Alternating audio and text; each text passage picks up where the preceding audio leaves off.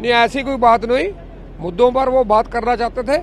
जो last meeting हुई हमने सभी मुद्दों पर डिटेल में बोला और एक डिटेल में 16 पेज का उनको मेमोरेंडम भी दिया था। उन्होंने वो सबको क्लब किया हुआ था, उसका मिनट्स बुक तैयार किया हुआ था। वो बोलते आप मिनट्स देख लीजिए, इनमें से कौन कौन का अर्जेंडा है, उसको हम जो 3 एग्रेरियन सेक्टर के साथ, खेती क्षेत्र के साथ जो 3 हैं बिल, उसमें अमेंडमेंट कर देंगे। लेकिन हमने तो बोला अमेंडमेंट तो हमको मंजूर नहीं है, हम तो टोटली इसको नलीफाई खत्म करना चाहते हैं कानूनों को। तो इस पर बात अड़ा रहा, वो सोचता रहा, बार बार मीट के करते रहे, आगे बात बढ़ नहीं पाई। हम उसके बाद हमने डिक्लेयर कर दिया कि हम कुछ नहीं बोलेंगे, आप बता दो कि आप इसको हमारी डिमांड को मानने को तैयार हो या नहीं तैयार हो। तो फिर उसने किया कि हमें 2 दिन दीजिए सोचने के लिए। हम अपने यानी अलग अलग डिपार्टमेंट से बात करना है, हमारा एनडीए के गवर्नमेंट है, जो साथी पार्टियों से करना है, पता नहीं कारपोरेट जो अडानी अबानी है उनसे करना है या किससे करना है।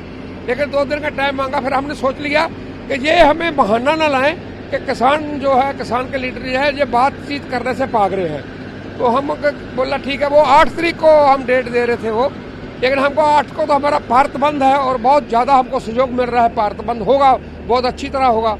यानी सरकार ये करना नहीं चाहती, सरकार की इच्छा है कि कारपोरेट कराने को खुश करने का, किसानों के विरोध में है, पूरी तरह विरोध है। और विश्व व्यापार संस्था के जो WTO है उसके पक्ष में है। लेकिन हमारा संघर्ष इतना आगे बढ़ चुका है, बहुत ज़्यादा आगे बढ़ चुका है।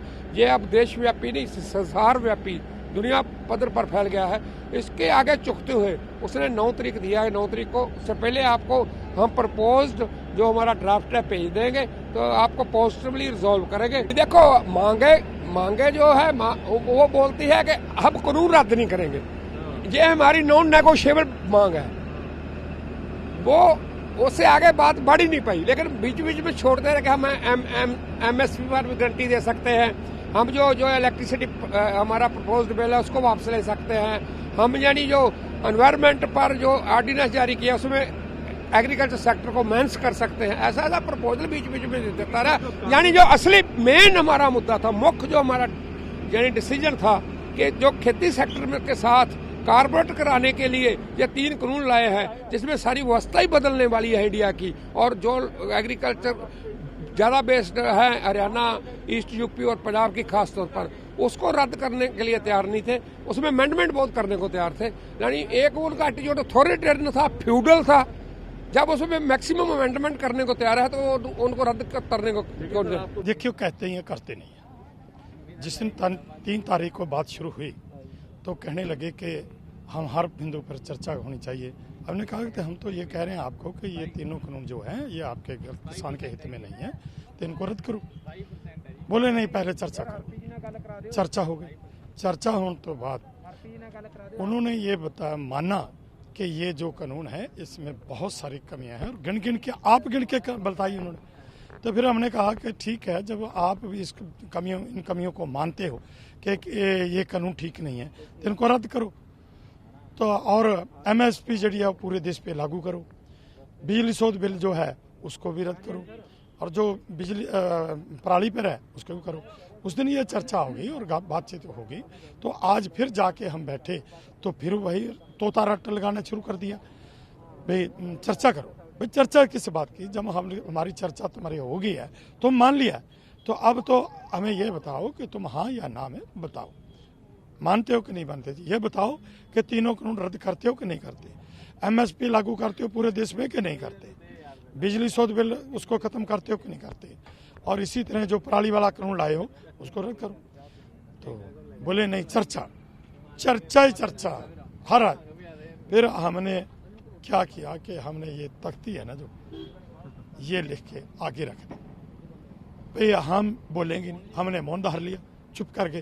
भाई क्या फायदा तुम्हारे से, ऐसे ही हम माथा पीटी करी जाए, कोई फायदा तो है कि जो वो मान चुके हैं कि ये कानून ठीक नहीं है, गलत है, किसान के हित में नहीं है। जब जैसे मंडी की बात आती है, मंडी जब है, सरकारी मंडियां है, तो फिर प्राइवेट मंडियां लाने की जरूरत क्या? उसमें संशोधन करते हैं, उनमें ये हो जाएगा वो हो जाएगा। तो भाई 2 मंडियां रखने की जरूरत क्या है? पहले जो मंडियों में माल बिक रहा है, अनाज बिक रहा है, तो वहां से कोई भी खरीद सकता है।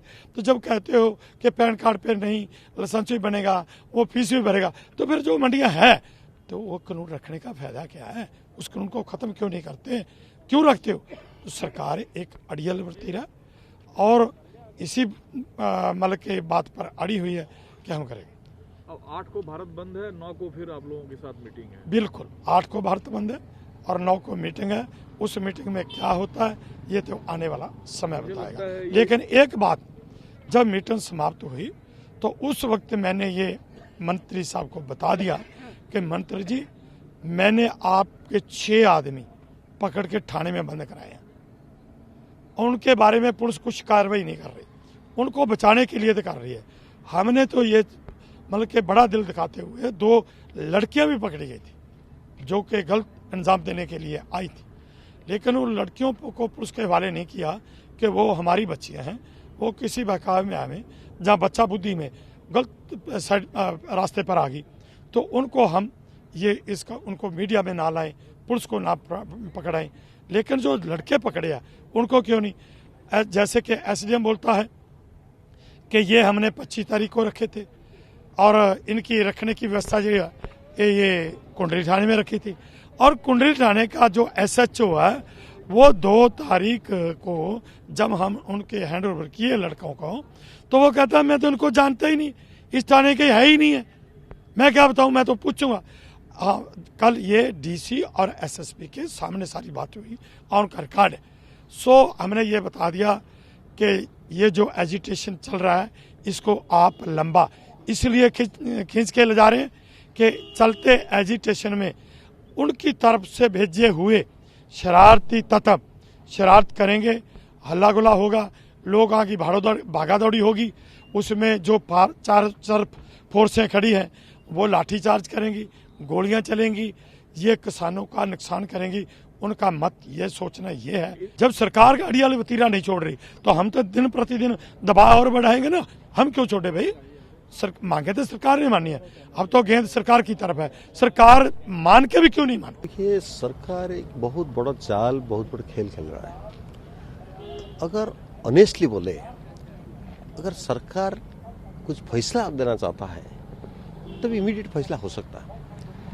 जो चर्चा हुई जिसमें सरकार बार बार बोल रहे हैं जी कि हम जो भी आपका सजेशन आएगा उसका पर विचार करेंगे, मगर सारी चीज सुनने के बाद हमने जो एक चीज बताया है कि अगर आप सही में कुछ किसान के लिए करना चाहते हो तभी मंडी सिस्टम में, एमएसपी सिस्टम में जो कॉर्पोरेट सेक्टर एंट्री कर रहा है, जो नए कानून अप्लाई हो, जब तक उसको नहीं हटाएंगे, कॉर्पोरेट सेक्टर को उस रास्ता से नहीं हटाएंगे, तब तक एमएसपी और मंडी सिस्टम खत्म हो जाएगा। उस चीज को लेकर अगर आप, वो बैकबोन है पूरा कानून का, अगर उसको हटाएंगे मतलब कानून को रद्द करने का सा समान है।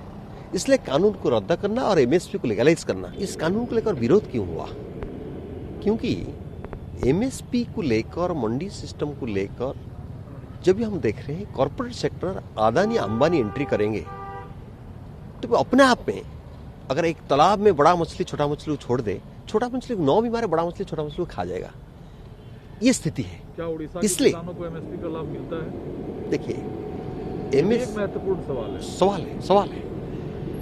हमारा मकान थोड़ा सा टूटा हुआ है, ऐसे नहीं है पूरा ठीक ठाक है, मगर जब हम बोल रहे हैं मकान थोड़ा टूटा हुआ है तो ये सरकार बोल रही पूरा मकान ही हटा दो, आसमान देखो। ये मुश्किल बात है। हम जो बात बोल रहे हैं, लीगल बात बोल रहे हैं, बैकबोन है उस कानून का जो कॉर्पोरेट सेक्टर एंट्री कर रहा है ट्रेड का नाम पर। अगर उसको हटा दे, अमेंडमेंट, अगर वो कॉर्पोरेट सेक्टर हट जाए तो भी समाधान हो गया। कॉर्पोरेट सेक्टर हटाने का मतलब पूरा बैकबोन खत्म हो गया, इसका मतलब कानून को रद्द करने का सा समान है। वो चीज सरकार करना नहीं चाह रहा है, ये मुश्किल बात है। तो क्या लगता है 9 तारीख को जो फिर बातचीत होगी, कुछ रास्ता निकलेगा? हमने जो येस और नो में जवाब मांगे, सरकार 3 दिन टाइम लिए, पूरा सरकार, पूरा उच्च पदाधिकारी जितना उनका ऊपर है, कृषि मंत्री का ऊपर है, उन सारी चर्चा करेंगे। करने के बाद वो प्रपोजल देंगे हमको 9 तारीख। अगर वो प्रपोजल सही ढंग से हमारा जो मांग मुताबिक है तो वे स्वीकार करेंगे, नहीं तो आंदोलन और तीव्रतर आगे बढ़ेगा। और ये जो आंदोलन बढ़ेगा अहिंसक रूप से बढ़ेगा, क्योंकि पूरा देश में अगर देखा जाए 1920 में गांधी जी ने नॉन कोऑपरेशन का नारा दिया था। ब्रिटिश का विरोध में उसमें लड़ाई हो रहा था। आज 2020 है, लड़ाई अगर हम देखते हैं वहां ब्रिटिश का विरोध में लड़ाई करना पड़ता था, आज अंबानी, अदानी, मोदी उनका विरोध में लड़ाई करना पड़ रहा है, किसान को रास्ता पर खड़ा है। इसलिए सवाल ये है, एक अहिंसक पद्धति से आंदोलन आगे बढ़ेगा, संगठित जनमत जो है उससे बड़ा अस्त्र कुछ नहीं है। इसलिए जनमत को संगठित करते आ रहे हैं और संगठित होगा और वो संगठित जनमत सरकार को सबक सिखाएगा।